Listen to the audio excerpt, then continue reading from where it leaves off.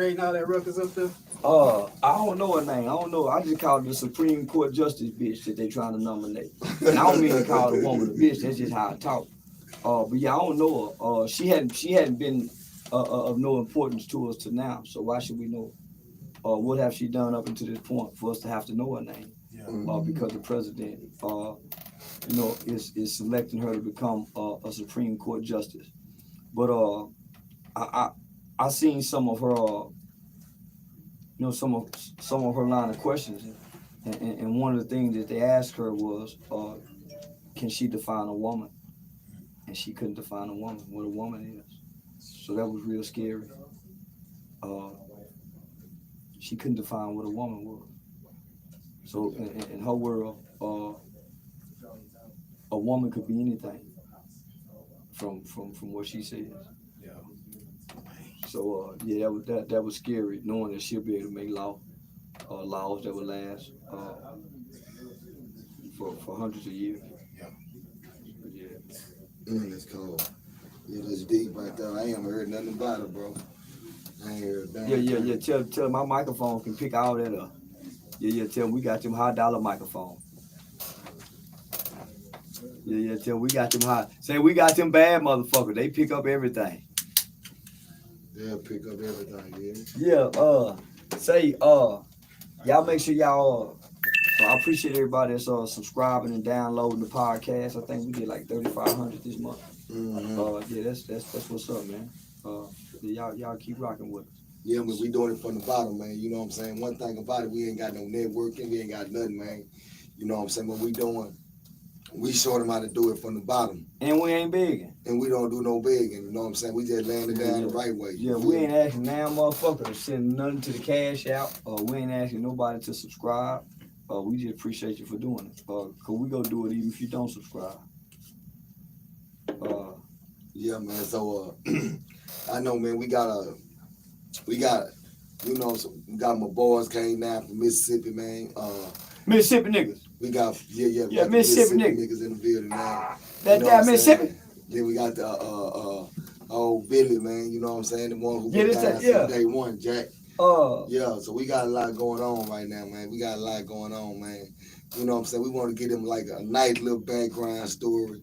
You know what I'm saying, on Billy. Let Billy know. Let Billy be able to tell the people, like, you know what I'm saying? Yeah, and I just want to say this. It's Team Android over here. We looking for Android sponsorship. We don't give a fuck about iPhones. I think iPhones is for metrosexual men who scrub the back of their feet, who don't want the dead skin on their toes. Granddad and them ain't never gave a damn about that shit. If Granddad and them was a man's man is a Android nigga. You can't even drop an iPhone. You can't even drop an iPhone. An iPhone user is an unprepared individual. You know why? They ain't never got data or battery. Never. So I'm trying to solicit Android sponsorships. Boost Mobile, Metro PCS, Cricket, all that shit. We are. Fuck our iPhone. You a tracking motherfucker. I don't want to be tracked, so I ain't no iPhone nigga. So with that being said, Android. We got slot for sponsorship, baby. Yeah. So he going all the way in with the Android, man. Yeah. But now, man, on a serious note, man, we want to welcome, man, my band. There was something else they wanted me to say. I told them they gotta just start getting it to me so I can read it or have somebody out there read it. But it was something else. What was it, bitch? Fuck, I don't know. Come on, bitch. Come on. Was it? No, it was something else, man. We should talk about it. I thought that was it. Something else, man. There were two things, but I can't remember. Yeah, man, we got big. Yeah, it's starting to get difficult. Between Instagram, Facebook, YouTube, real life. But I can juggle it all at one time. I was built for this shit. Say shout out to Kingdom Content, man. We got the man of the hour in the building, man. Water, man. Yeah. The first nigga I know can make water. Yeah. No, real talk, man. Yeah. So want that good water too, man. Yeah, what happened to Lil Boosie and his water? That's all I want to know. Remember Boosie did that thing? And he said he had the most purest water. Say, where is Lil Boosie? Where your water at, Lil Boosie? We got water. Water, nigga. Oh, man. And I was looking for it too. Yeah, he tricked us. So, with that being said, man, Billy Wayne Jr. You a junior? Yeah, I'm a junior. Where your daddy name proudly? Yeah, I sure do. Where you from? Grand Prairie. Grand Prairie? Yep. Grand Prairie in the building. Grand Prairie, how South Grand Prairie? South Grand Prairie. South GP. Yeah. Okay. Born and raised out there? Yeah, born and raised. That word or just Grand Prairie? I would say in the middle. In the middle? In the middle. I'm in the middle between the north side and the south side. So. Okay. Yeah, right on Pioneer. Yeah. Okay. What was life like growing up in that's considered urban suburban?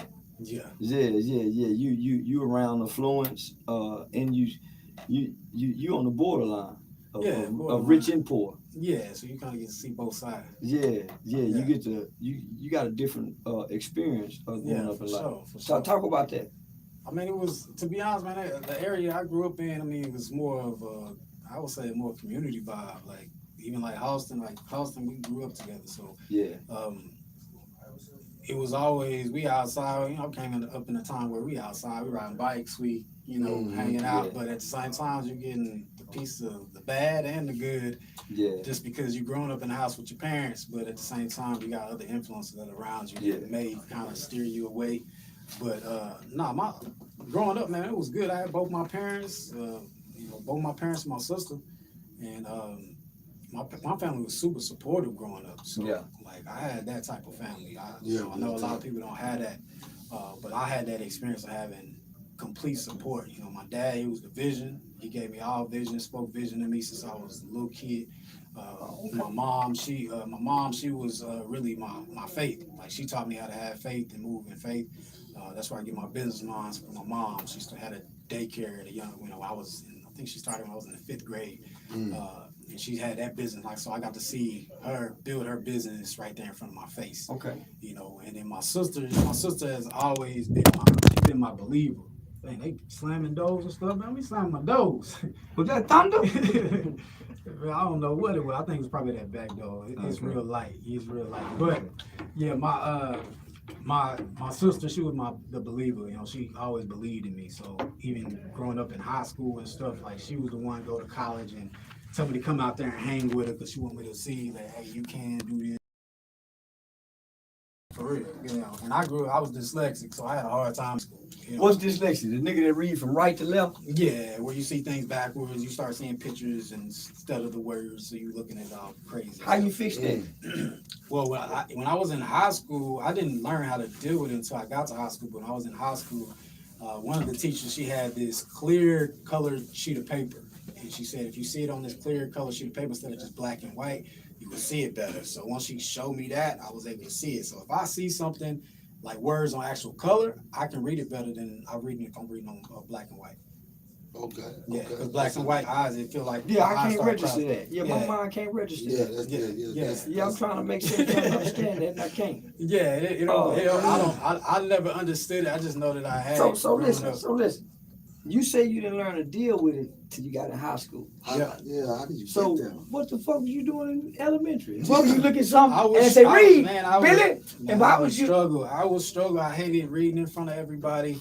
But I mean, we had help. Like, in school, when I was growing up, we actually had teachers that cared. So it wasn't like they just leave you. Like, I had teachers that was really working with me all the time. So they knew you was dyslexic in elementary. Yeah, in the 4th grade is when they told me that I was dyslexic. Oh, that's just a different way to learn. Right? Yeah, it's a different way. It's really a different way to learn. Yeah, probably more of a genius mind, because you can't be programmed. Yeah, you can't program a person that can't read. Right. Those of us who naturally learn how to read are easily programmed. Yeah. It's hard to put a dyslexic person in a box. You can put all us in the box because we can all read. Okay, class, I want y'all to turn the page such and such, but she got to come over here and work with you one-on-one. You see what I'm saying? Yep. So she's really developing you. We're just being indoctrinated. So it's starting to make sense to me now. Yeah.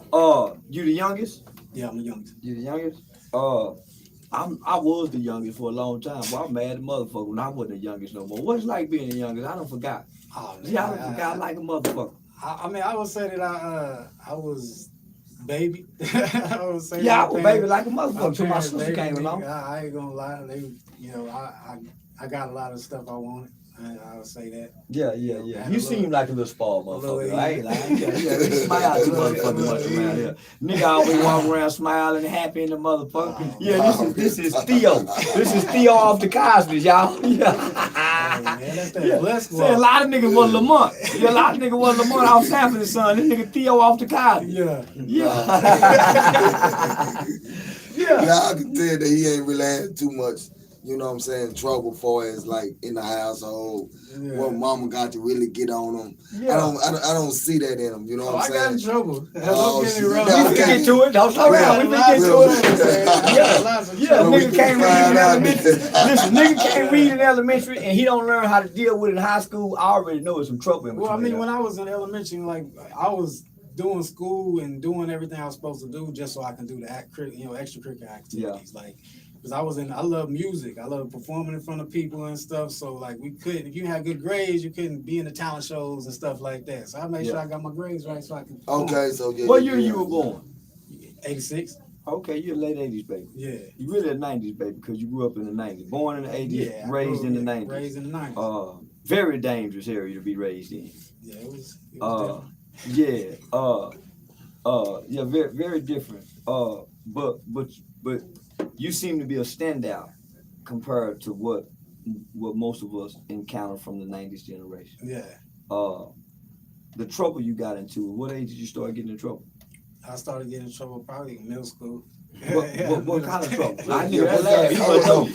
What Yeah, kind nigga of that laugh. He trouble must know you you. got into? Yeah, that nigga that laugh. He must know you. He must got in trouble with you. Yeah. That what I'm talking about. He laughs. I mean, yeah, talk about that. In middle school, I mean, it was more of that's when I kind of got into more fights and stuff like that, trying to, prove who you is. I was smaller, so people used to test me all the time anyway. And you had a daddy, so you had a certain type of element that most boys didn't have. Yeah, for sure, Yeah. for sure. So people challenge you.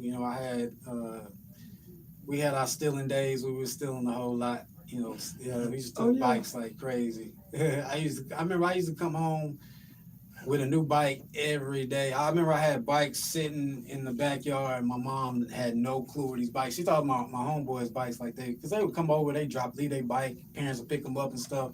But I used to have tons of bikes like sitting there, and then I either get a new one or give another one away and stuff. I'll make some money off of one of them, and it was just a lot of stealing bikes. We go over to the south side where all the good stuff is. We'll ride our bike all the way over there. I ride on Charleston pegs all the way over there, man. We'll grab a bike and bring it back over to the outside, man, and do what we do.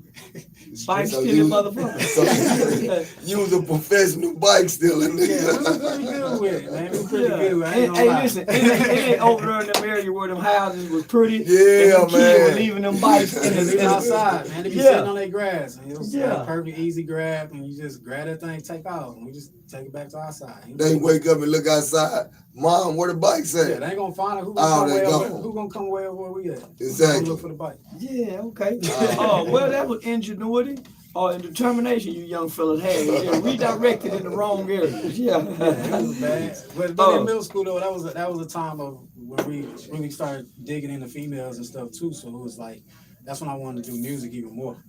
So when you you ever wanted to be an R&B singer? You want to rap? What? I want to be an R&B singer. I used to sing. I was singing in middle school. You can sing? Yeah, I can sing. Let me hear you sing. Man, I'm not singing. Y'all can't get that. We can't get that yet. Y'all can't get that yet. Y'all gotta wait on that. This nigga sing, y'all. This nigga sing for real. Y'all can't get that yet. It ain't my time, man. What? It ain't my time yet. Say, boy, this nigga sitting on the gift. He got the candle in the closet. Yeah, he got the candle in the closet. God damn, man, what? Man, that's cool.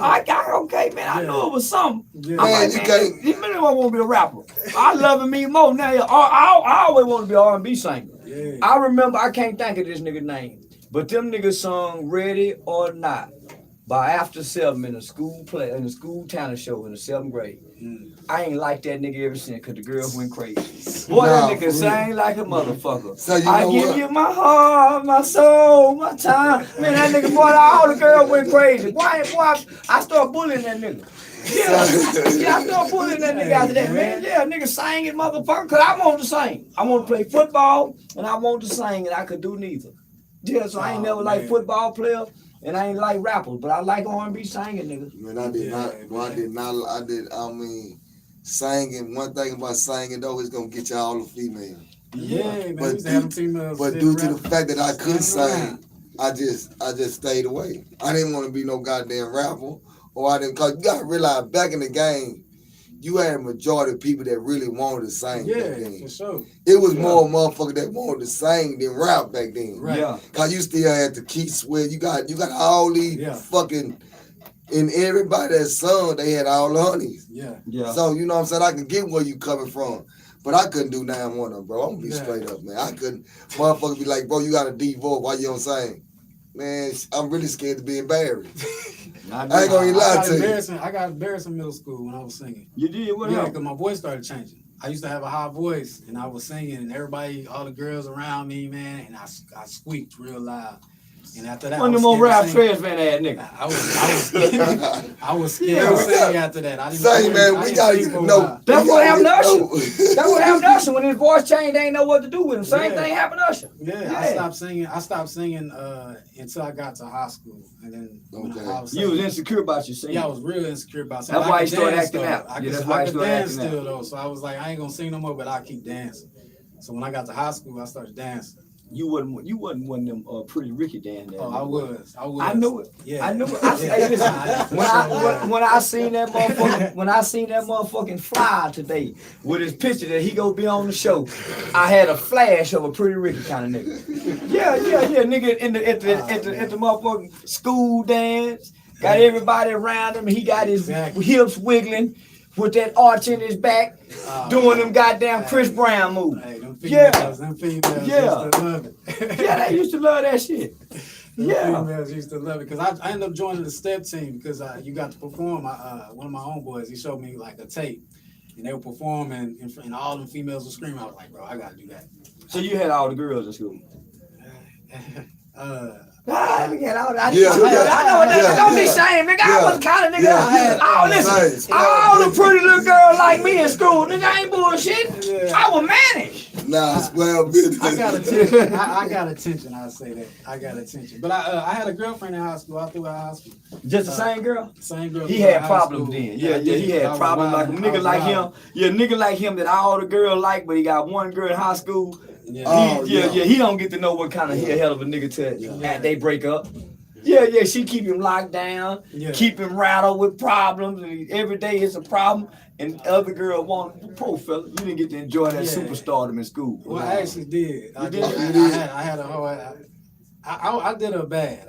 Good. All little boys do girl bad in high school. Don't settle down with now woman. See that you talking about, nigga, have fun. Saw you all over. It turned into some stuff. I ended up getting her pregnant in high school. So I ended up having a kid at 17. Don't do that, boy. Listen, don't do that. It wasn't. Don't do that. It wasn't like that. But I mean, it's high school, man.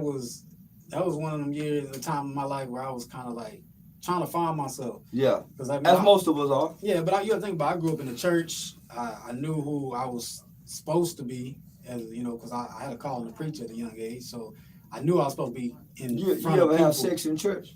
No, I ain't never did that. My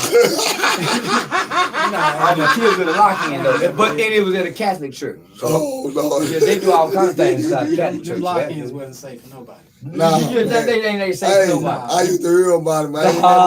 You talking about some freaky shit going on. Say, boy, you say any young nigga that like to get down, start going to them lockdown. They ain't doing no lock-in. They don't do lock-in no more. No, they know they not about to have no clean lock-in. Oh, they couldn't lock that. They locked that. They killed it. It's over with. Yeah. They got to be all boys, and then you can't trust that no more. Even my all boys gonna be going somewhere trying to go fuck. So you can't get no how lock-ins no more. It make more sense. Virtual lock-ins.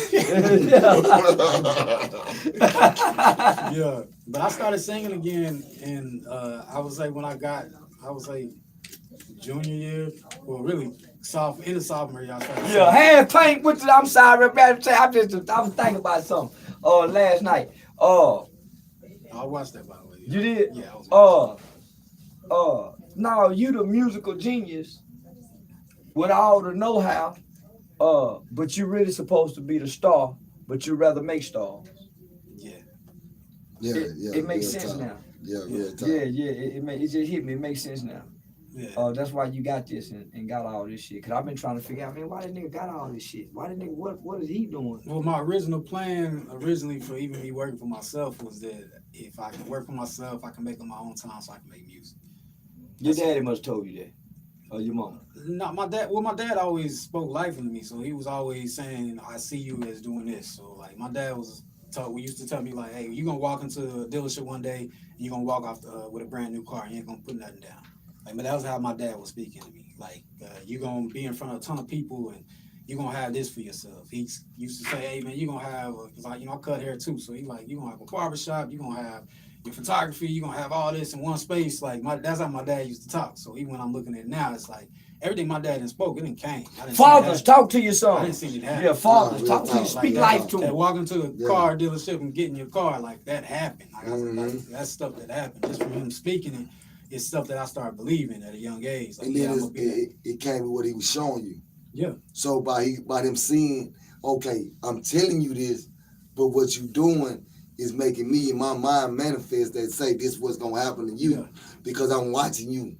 See, a father watches. Yeah, for sure. Is the old men have dreams and young men have visions, or it's the old men that have visions? So he's visioning and then you dreaming. I'm dreaming. He's planting the seed. Exactly. Mm-hmm. He envisions his son doing this, speaking it to you, which is sowing a seed off into you. Yeah. And then you dreaming what he's saying. Yeah, because you gotta look at as a kid, my parents would let me try whatever I want to try. Like if I had a time where I wanted to box, so I went and tried to do boxing. I tried boxing for a while. I ain't like that. That's what I've done to my son. You know what I mean? Yeah. Like I wanted to go, learn how to play the piano. I got impatient with that. Like I took guitar, like my everything I wanted to do. That, they just let me keep trying until I figured it out, and I kind of carried that into as I got older. I just kept trying different stuff. That's kind of how I got to what I'm doing now. Like I never wanted to be a CEO. I never had in my mind that I was going to be a CEO and I was going to run a company, have employees. I never had that in my mind. In my mind, I was going to be in front of people and I was going to impact them. That's all I had in my mind, which I knew that was from the preaching side of things. But in high school, I steered away from the preaching side because something happened and I was just like, I don't know if I want to do that. Because when I was in high school, I had a young lady. I was in a class with her and I was supposed to be graduating a year early. I was about to have my kid and counselor said, hey, if you take these classes, you can graduate a year early. So I started taking all these extra classes, and there were some classes I didn't take, and I somehow ended up in this class. I remember it was the Coach Bedford class, and it was this social media class or something like that. And there was a girl in there, and she made this comment. She was like, "When we die, we go into the sky, and we become stars." And I was just like so intrigued by it. I'm just like, why would she think that? So I started always like talking like, why do you think that? Picking her brain, like, why would you think that? Like, no, you either going to hell or you going to heaven. And that's what I'm thinking. So I'm talking to her, and we end up kind of becoming friends. I'm always just talking. I wasn't like bashing her because she didn't, believe what I believe. But it was like a conversation, and we started being friends. And one day we riding, because I was like, I'm about to go look for this job. Went to this job fair, and we go riding, and she riding with me out there because she need to look for a job too. So we riding out there, and I'm picking her brain. I was like, I'm gonna ask her all about this. I want to know her spiritual, why does she believe what she believe, and we talking and we conversating. And she started listening to me, and then we ended up getting closer as friends just from that drive. And we kept on hanging around each other, just talking. It wasn't one of those things where I'm trying to like holler at her, trying to get her. It was really like she was a friend that I was like concerned about because it was just on my heart. Yeah. And she ended up moving to a different school, and at that school, she used to call me every day and was like, man, I hate this school. I ain't got no friends over here. I'm not making good grades over here. I'm struggling. My parents are getting mad and stuff. And I used to say, just pray. Just pray. I'm telling you to work. Just pray. Keep praying to God. And you a kid talking like this. You full of shit. Yeah, my mind, you be full of shit as a kid. And that's how she treated me. She be like, man, nah, that ain't gonna work. As a kid talking about just pray. Yeah. And I kept saying, keep just pray. Just